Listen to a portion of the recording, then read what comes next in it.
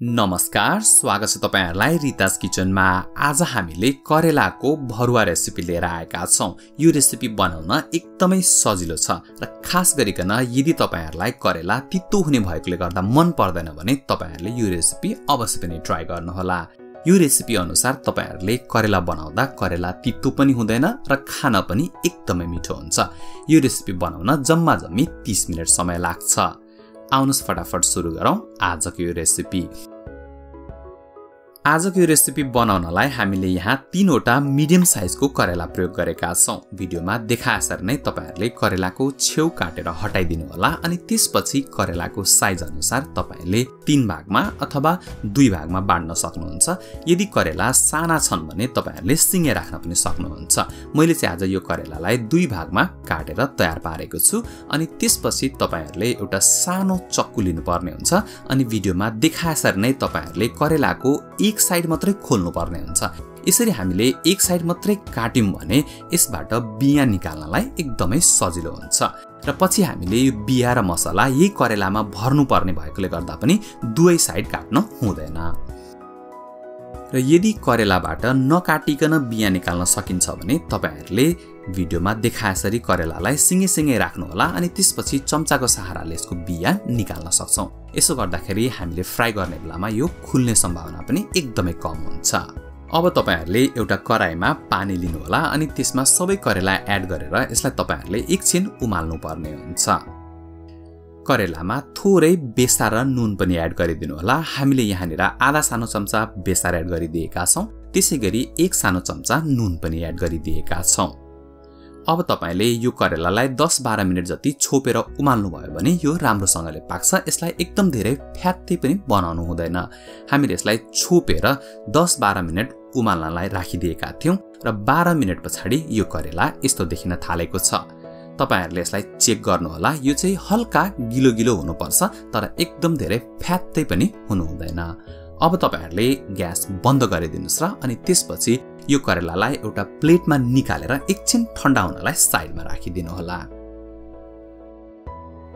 हामीले यहाँ ठूलो साइजको 2 वटा प्याज प्रयोग गरेका छौं। प्याजलाई भिडियोमा देखाएसरी नै तपाईहरुले पिसेर तयार पार्नु होला। त्यसैगरी एउटा ठूलो साइजको टमाटरलाई पनि पिसेर तयार पार्नु पर्ने हुन्छ। थोरै अदुवा लसुनलाई पनि पिसेर तयार पार्नु होला। अघि हामीले सेलाउनलाई राखेको यो करेलाबाट बिया निकाल्नु पर्ने हुन्छ। तपाईहरुले भिडियोमा देख्न सक्नुहुन्छ हामीले सबै बिया निकालेर बटुकोमा राखिरहेका छौं। यो बियालाई फाल्न हुँदैन। यसलाई हामीले पिसेर यही करेला भित्र भर्ने छौं।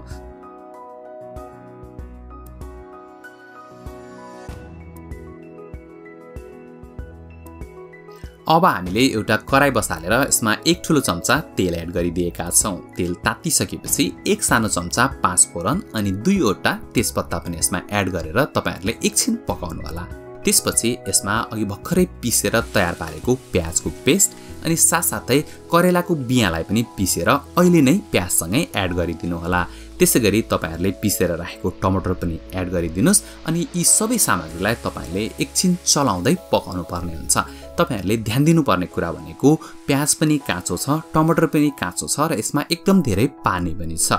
त्यसैले गर्दा यसलाई तपाईले सुकुन्जेलसम्म पकाउनु पर्ने हुन्छ। त्यसो गर्दा प्याज पनि पाक्छ र टमाटर पनि पाक्छ। तपाईहरुले यसमा अदुवा लसुनको पेस्ट पनि अहिले नै एड गरिदिनु होला र यसलाई एकछिन चलाउँदै पकाउनु होला अनि त्यसपछि तपाईहरुले सबै धुलो मसला पनि यसमा एड गर्न सक्नुहुन्छ। हामीले यहाँनिर आधा सानो चम्चा बेसार प्रयोग गरेका छौं। त्यसैगरी 1.5 सानो चम्चा नुन पनि प्रयोग गरेका छौं। नुन आफ्नो स्वाद अनुसार एडजस्ट गर्न सक्नुहुन्छ। त्यसैगरी हामीले यहाँ 2 सानो चम्चा धनियाको धुलो पाउडर प्रयोग गरेका छौं। त्यसैगरी 1 सानो चम्चा खोर्सानीको धुलो पाउडर प्रयोग गरेका छौं। 1 सानो चम्चा जीराको धुलो पाउडर प्रयोग गरेका छौं। आधा सानो चम्चा गरम मसाला र आधा सानो चम्चा मरिचको धुलो एड गरेका छौं। यसरी सबै मसला हालिसकेपछि अनि हामीले यसलाई चलाउँदै एकछिन पकाउनु पर्ने हुन्छ। यसमा सबैभन्दा महत्त्वपूर्ण कुरा भनेको यसमा भएको पानीलाई चाहिँ हामीले सुकाउनु पर्ने हुन्छ। त्यसैले गर्दा यो प्रोसेसमा तपाईहरुलाई 5-7 मिनेट 8-10 मिनेट समय लाग्न सक्छ। आगो सानो ठुलो बनाउँदै यसलाई पकाउँदै जानु होला र तपाईहरुले यसलाई 8-10 मिनेट पकाइसकेपछि यसमा भएको पानी सुक्छ र मसला पनि तयार हुन्छ।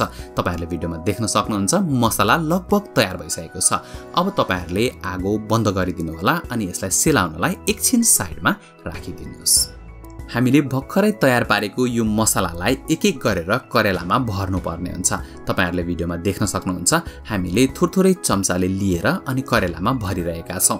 हामीले करेलाको बिया निकाल्दाखेरि जुन स्पेस बनेको थियो त्यही स्पेसमा यो मसला राखेर हामीले यसलाई बन्द गर्नुपर्ने हुन्छ। र अघि जुन करेला हामीले नकाटिकन यसमा भएको बिया निकालेका थियौं यसमा पनि तपाईहरुले दुवैपट्टिबाट थोरै गरेर मसला भित्र राखेर यसलाई पनि भरेर तयार पार्न सक्नुहुन्छ।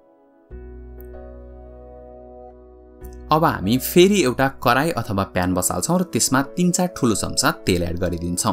करेला फ्राई गर्नलाई अलिकति बढी नै तेल लिनु होला। तेल तातिसकेपछि अनि यसमा एक एक गरेर तपाईहरुले सबै करेला एड गरिदिनु पर्ने हुन्छ। करेला एड गर्दाखेरि हातको ख्याल गर्नु होला, हात पोल्न सक्छ। तपाईहरुले भिडियोमा देख्न सक्नुहुन्छ हामीले सबै करेला प्यानमा राखेर फ्राई गर्न सुरु गरेका छौं। यो करेलालाई एक साइडमा तपाईहरुले लगभग 2 मिनेट जति फ्राई गर्नुपर्ने हुन्छ अनि त्यसपछि यसको साइड चेन्ज गर्नुपर्ने हुन्छ। यदि तपाईहरुसँग घरमा यस्तो चिम्टा छ भने प्रयोग गर्नु होला। यसको साइड चेन्ज गर्नलाई एकदमै सजिलो हुन्छ। र यहाँनिर ध्यान दिनुपर्ने कुरा भनेको यदि तपाईहरुले अघि यो करेला बोइल गर्दाखेरि एकदम बढी फ्यात्तै भएर पाक्यो भने फ्राई गर्दाखेरि सबै टुक्रिन्छ। त्यसैले गर्दा यसलाई बोइल गर्दा एकदमै ध्यान दिनुपर्छ। हामीले यसलाई एकदम बढी बोइल गर्न हुँदैन र तपाईले यसलाई बेला बेला फर्काउँदै हरेक साइडमा पाक्ने गरी लगभग तपाईले चाहिँ यसलाई हरेक 2 मिनेटमा चाहिँ साइड चेन्ज गर्दै यसलाई पकाउँदै जानु होला। र तपाईलाई यो प्रोसेसमा पनि 8-10 मिनेटको समय लाग्न सक्छ। तपाईहरुले भिडियोमा देख्न सक्नुहुन्छ हामीले बनाएको यो करेला रेडी भइसकेको छ। अब तपाईहरुले यो करेलालाई यतिकै भात, दाल अथवा रोटीसँग सर्भ गर्न सक्नुहुन्छ। यसमा झोल हाल्न पनि सकिन्छ। झोल हालेर कसरी बनाउने म तपाईहरुलाई अर्को कुनै भिडियोमा देखाउने छु। भिडियो हेरेर साथ दिनु भएकोमा धन्यवाद। भिडियो मन परेको भए लाइक गरिदिनु होला, कमेन्ट गरिदिनु होला अनि साथसाथै हाम्रो च्यानललाई सब्स्क्राइब गरेर हामीलाई सपोर्ट पनि गरिदिनु होला। हाम्रो च्यानलमा थुप्रै नयाँ भिडियोहरु छन्। तपाईहरुले यहाँ दिएको लिंकमा क्लिक गरेर हाम्रो च्यानलको भिडियोहरु हेर्न सक्नुहुन्छ।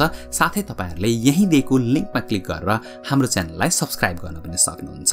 भिडियो अन्तिमसम्म हेरेर हामीलाई साथ दिनु भएकोमा तपाईहरु सबैजनालाई धेरै धेरै धन्यवाद।